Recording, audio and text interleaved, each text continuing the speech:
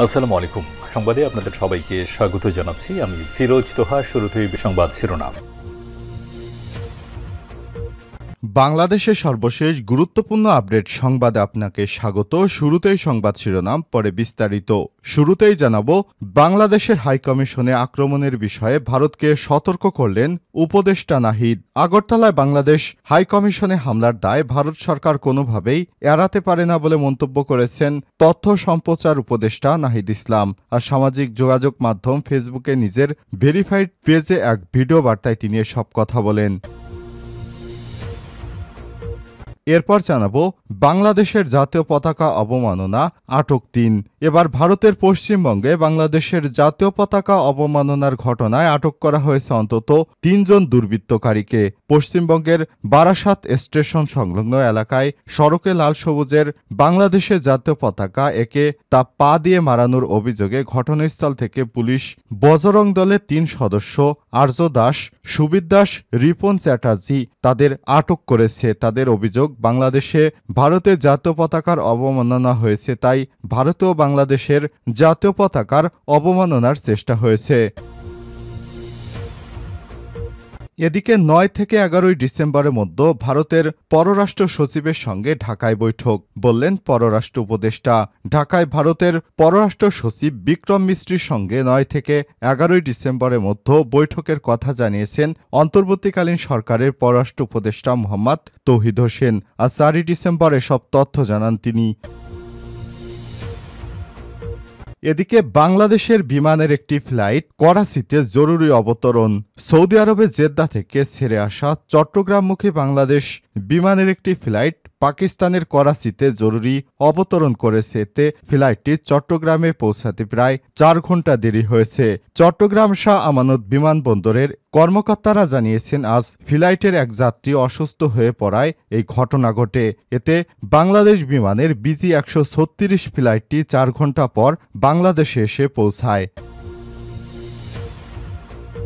এদিকে চিকিৎসা সেবায় বাংলাদেশিদের অতিরিক্ত ছাড় দেবে কলকাতার হাসপাতাল।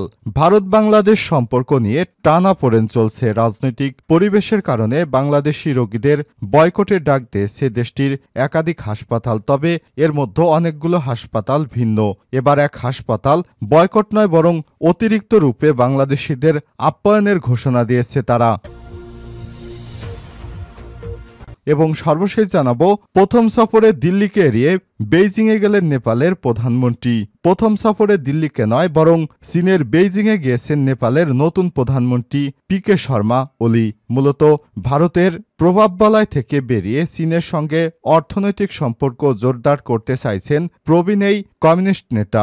৪ দিনের সফরে সোমবার চীন সফরে গেছিলেন ওলি। জুলাই সফর শপথ গ্রহণের পর তিনি এটি প্রথম সফর হিসেবে তিনি চীনকেই বেছে নিয়েছেন ভারতের বিকল্প হিসেবে। প্রিয় দর্শক, এতক্ষণ শুনছিলেন সংবাদ শিরোনাম, এবারে বিস্তারিত। তবে তার আগে বন্ধুরা, অনুরোধ থাকবে এই সংবাদটিতে একটি লাইক দিন। এই চ্যানেলে আপনি নতুন হয়ে থাকলে আমাদের সংবাদটি দেখতে দেখতে চ্যানেলটি সাবস্ক্রাইব করে রাখুন, যাতে করে বন্ধুরা আমাদের পরবর্তী লেটেস্ট আপডেট সংবাদগুলো সবার আগে আপনার কাছে পৌঁছে যায়। এবারে বিস্তারিত। হাইকমিশনে আক্রমণের বিষয়ে ভারতকে সতর্ক করলেন উপদেষ্টা নাহিদ। ভারতের আগরতলায় বাংলাদেশি হাইকমিশনে হামলার দায় ভারত সরকার কোনোভাবেই এড়াতে পারে না বলে মন্তব্য করেছেন তথ্য সম্প্রচার উপদেষ্টা নাহিদ ইসলাম। আজ সামাজিক যোগাযোগ মাধ্যম ফেসবুকে তার ভেরিফাইড পেজে এক ভিডিও বার্তায় সব কথা বলেন নাহিদ ইসলাম। উপদেষ্টা নাহিদ ইসলাম বলেন, একটা দেশের হাইকমিশনে এভাবে আক্রমণ কোনো সভ্যরাষ্ট্রের আচরণ হতে পারে না। আমরা বলবো, এই ঘটনায় ভারত সরকার কোনোভাবেই দায় এড়াতে পারে না। এই ঘটনার সম্পূর্ণ দায় আমরা ভারতকেই দিচ্ছি। তিনি আরও বলেন, আগরতলায় বাংলাদেশের সহকারী হাইকমিশনে হামলা হয়েছে। বাংলাদেশের জাতীয় পতাকা জোর করে নামিয়ে নেওয়া হয়েছে। এই ঘটনায় আবার ভারতের পররাষ্ট্র মন্ত্রণালয় দুঃখ প্রকাশ করেছে। বাংলাদেশের পক্ষ থেকে এই ঘটনার নিন্দা এবং প্রতিবাদ জানিয়েছি। এমনকি আমরা ভারতীয় রাষ্ট্রদূতকে তলব করেছি। এ সময় তিনি আরও বলেন, ভারতের মিডিয়া যে এতদিন বাংলাদেশের বিরুদ্ধে অতিরঞ্জিত করে মিথ্যা প্রোপাগান্ডা ছড়াচ্ছে, এটা কিন্তু রাষ্ট্রীয় সমর্থন ছাড়া হয় না। ফলে আমরা মনে করি ভারত সরকারের এখানে দায় রয়েছে। তারা দায়িত্বশীল আচরণ থেকে কখনোই এটা করেনি। এমনকি তারা উল্টো একটা বিভাজন তৈরির অপচেষ্টা করছে। নাহিদ ইসলাম বলেন, আমরা ভারতকে বলবো এই বিভাজনের রাজনীতি না করে বরং একটা সৌন্দর্যের রাজনীতিতে ফিরে আসুন। একটি দেশের হাইকমিশনে গিয়ে আক্রমণ কোনো সময় কোনো সভ্য রাষ্ট্রের আচরণ নয়। বাংলাদেশের জাতীয় পতাকা অবমাননা আটক ৩।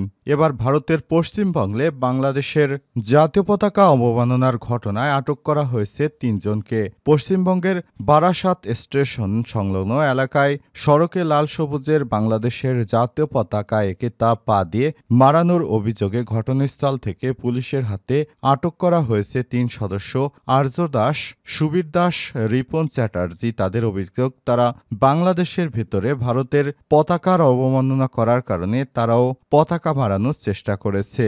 দুই দেশের মধ্যকার কূটনৈতিক সম্পর্ক জাতীয় মর্যাদা ও আন্তরিকতার সঙ্গে সম্পর্কিত। যখন কোনো একটি দেশে অন্য দেশের জাতীয় পতাকার অবমাননা হয়, এটি কেবল সেই দেশের জন্য নয়, বরং দুই দেশের মধ্যকার সম্পর্কের উপর নেতিবাচক প্রভাব ফেলে। এটি দুদেশের জনগণের পারস্পরিক শ্রদ্ধা ও বন্ধুত্বের বিরুদ্ধে কাজ করতে পারে। জাতীয় পতাকা একটি দেশের সার্বভৌমত্ব, সম্মান ও গৌরবের উজ্জ্বল প্রতীক। এর অবমাননা শুধু একটি দেশ বা তার সরকারের বিরুদ্ধে নয়, বরং দেশটির নাগরিকদের আবেগ ও মর্যাদার উপর চূড়ান্ত আঘাত হিসেবে বিবেচিত হয়। সুতরাং জাতীয় পতাকা অবমাননার মতো এ ধরনের হীন কাজ থেকে আমাদের বাংলাদেশি ভাই বা ভারতের ভাইদেরকে অনুরোধ থাকবে, আপনারা জাতীয় পতাকা মারাবেন না। এতে করে দুই দেশের মধ্যে সম্পর্ক খারাপ বা শত্রুতায় সৃষ্টি হতে পারে। ৯ থেকে ১১ ডিসেম্বরের মধ্যে ভারতের পররাষ্ট্র সচিবের সঙ্গে ঢাকায় বৈঠক, বললেন পররাষ্ট্র উপদেষ্টা। ঢাকায় ভারতের পররাষ্ট্র সচিব বিক্রম মিস্ত্রির সঙ্গে ৯ থেকে ১১ ডিসেম্বরের মধ্যে বৈঠকের কথা জানিয়েছে অন্তর্বর্তীকালীন সরকারের পররাষ্ট্র উপদেষ্টা মোহাম্মদ তৌহিদ হোসেন। বুধবার ৪ ডিসেম্বর এসব তথ্য জানান তিনি। জানা যায়, বিভিন্ন বিষয়ে আলোচনা করতে আগামী সপ্তাহে বাংলাদেশে আসবেন ভারতের পররাষ্ট্র সচিব বিক্রম মিস্ত্রি। সবকিছু ঠিক থাকলে এটি হবে গত আগস্টে নোবেল বিজয়ী ড মোহাম্মদ ইউনূসের নেতৃত্বাধীন অন্তর্বর্তীকালীন সরকারের দায়িত্ব নেওয়ার পর ভারতীয় কোনো জ্যেষ্ঠ কর্মকর্তার প্রথম ঢাকায় সফর। সংখ্যালঘু হিন্দুদের উপর কথিত হামলা ও ইসকন নেতা চিন্ময় দাসের গ্রেপ্তার নিয়ে বাংলাদেশ ও ভারতের সম্পর্ক নজিরবিহীন চাপের মধ্যে রয়েছে। সব ইস্যুতে প্রতিদিনই বাংলাদেশের সীমান্তবর্তী ভারতের কয়েকটি রাজ্যে বিক্ষোভ হচ্ছে। এদেশের নেতারাও বিভিন্ন আপত্তিকর মন্তব্য ও প্রস্তাব করছেন। এই পরিস্থিতিতে গত সোমবার আগরতলায় বাংলাদেশের কনসুলেটে একটি বড় বিক্ষোভ থেকে হামলা করা হয়। এই ঘটনায় ক্ষুব্ধ প্রতিক্রিয়া দেখানো ছাড়াও মঙ্গলবার ভারতীয় রাষ্ট্রদূত প্রণয় ভার্মাকে তলব করে বাংলাদেশের পররাষ্ট্র মন্ত্রণালয়। অবশ্য ভারতীয় পররাষ্ট্র সচিবের সফরে এই সিদ্ধান্ত গত ২৩ সেপ্টেম্বর নিউ ইয়র্কে জাতিসংঘের সাধারণ পরিষদ অধিবেশনের সাইডলাইনে ভারতের পররাষ্ট্রমন্ত্রী এস জয়শঙ্কর ও বাংলাদেশের পররাষ্ট্র উপদেষ্টা তৌহিদ হোসেনের মধ্যে একটি বৈঠক নেওয়া হয়েছিল। ছাত্র জনতার গণ অভ্যুত্থানের মুখে আগস্টে শেখ হাসিনা পদত্যাগ করার পর এটি ছিল ভারত ও বাংলাদেশের মধ্যে প্রথম সর্বোচ্চ পর্যায়ে যোগাযোগ। বাংলাদেশের বিমানের একটি ফ্লাইট করাচিতে জরুরি অবতরণ। সৌদি আরবের জেদ্দা থেকে আসা চট্টগ্রামমুখী বাংলাদেশ বিমানের একটি ফ্লাইট পাকিস্তানের করাচিতে জরুরি অবতরণ করে। এতে ফ্লাইটটি চট্টগ্রামে পৌঁছতে ৪ ঘন্টা দেরি হয়েছে। হজরত শাহ আমানত বিমানবন্দরের কর্মকর্তারা জানিয়েছেন, বুধবার ৪ ডিসেম্বর ফ্লাইটের এক যাত্রী অসুস্থ হয়ে পড়ায় এই ঘটনা ঘটেছে। বাংলাদেশ বিমানের বিজি ১৩৬ ফ্লাইটটি ৪ ঘন্টা দেরিতে বিমানবন্দরে অবতরণ করে। শাহ আমানত আন্তর্জাতিক বিমানবন্দরে জনসংযোগ কর্মকর্তা মোহাম্মদ ইব্রাহিম খলিল জানান, বাংলাদেশ বিমানের বিজি ১৩৬ ফ্লাইটে ফারজানা নামে এক নারী অসুস্থ হয়ে পড়ে। এজন্য ফ্লাইটটি করাচি বিমানবন্দরে জরুরি অবতরণ করে। পরে ওই নারী ও তার শিশু সন্তানকে করাচি নামিয়ে দিয়ে ফ্লাইটটি আবার চট্টগ্রামের উদ্দেশ্যে রওনা হয়। তিনি আরও জানান, অসুস্থ হয়ে পড়া নারী ও শিশুটি ঢাকার শাহজালাল আন্তর্জাতিক বিমানবন্দরে নামার কথা ছিল। বিমানবন্দরের সূত্র থেকে জানা যায়, বাংলাদেশ সময় ৩ ডিসেম্বর দিবাগত রাত ২টা ৩৫ জেদ্দা থেকে ফ্লাইটটি যাত্রা করে। পরে ভোর ৫:১৫টার দিকে সেটি পাকিস্তানের করাচির জিন্না বিমানবন্দরে জরুরি অবস্থান করে। সকাল ৯টায় এটি চট্টগ্রামের শাহ আমানত বিমানবন্দরে অবতরণ করে।